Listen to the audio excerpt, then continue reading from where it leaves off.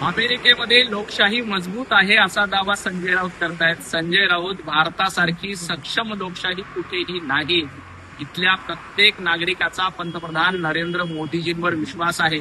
जेव्हा बांगलादेशमध्ये अराजकता पसरली तेव्हा तुम्ही स्वप्न बघितलं की भारतामध्ये देखील असं होईल. पाकिस्तानमध्ये जेव्हा यादवी माजले तेव्हा तुम्ही स्वप्न बघितलं की भारतातही असं होईल.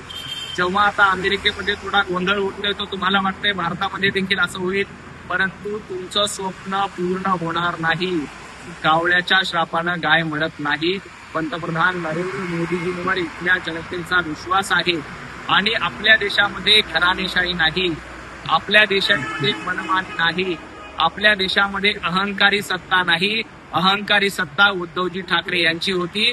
आता पंतप्रधान नरेंद्र मोदी हे जनतेचे सेवक आहेत आणि जनतेसाठी 24 तास राबणारे पंतप्रधान आपल्याला लाभलेत. त्यामुळे अमेरिकेसारखं बांगलादेश सारखं स्वप्न बघत असाल तरी या जन्मात तरी तुमचं ते स्वप्न पूर्ण होणार नाही. राहुल गांधी आणि तुम्ही कितीही नेपाळ सारखी अमेरिकी सारखी परिस्थिती भारतात निर्माण करण्याचा प्रयत्न केला तरी जनता तुम्हाला उलथून टाकल्याशिवाय राहणार नाही. कारण जनता पंतप्रधान नरेंद्र मोदीजींच्या पाठीशी आहे. ही लोकशाहीच्या पाठीशी आहेत आणि मोदीजींच्या नेतृत्वात भारताचा तिरंगा अभिमानानं फडकतो. केंद्रीय गृहमंत्री अमित भाई शहा यांच्या नेतृत्वामध्ये घुसखोरांना घराच्या बाहेर काढण्याचं काम समर्थपणे केंद्रीय गृहमंत्री म्हणून अमित भाई करतायत. या घुसखोरांना घराच्या बाहेर काढल्यामुळे संजय राऊत तुमच्या पोटामध्ये काय दुखतंय? कारण या घुसखोराची दलाली करण्याचं काम संजय राऊतांकडनं केलं जातंय.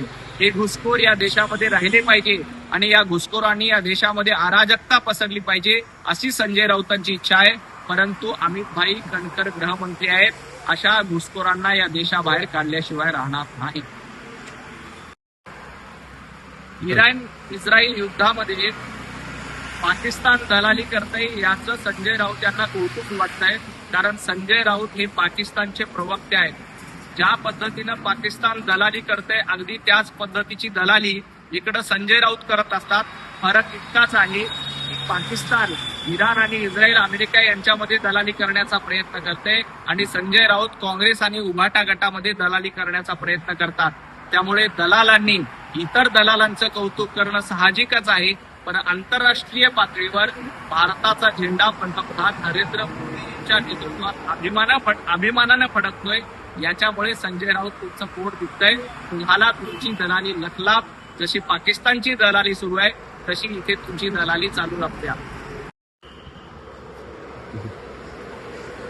राज्यामध्ये गॅसची टंचाई सुरू असताना काही धार्मिक स्थळांना गॅस पुरवठा करावं असं पत्र मंत्री मंगलप्रभात लोढाजी यांनी दिलं. त्यानंतर काही लोकांच्या पोटामध्ये दुखायला लागलं. खरं तर जेव्हा रमजान ईद होती तेव्हा ईद निमित्ताने मुस्लिम धर्मियांना विशेष गॅसची सोय करून द्या आणि त्याबद्दलची व्यवस्था केली तेव्हा यांच्या पोटामध्ये दुखलं नव्हतं. तेव्हा कुणी ऑब्जेक्शन घेतलं नव्हतं.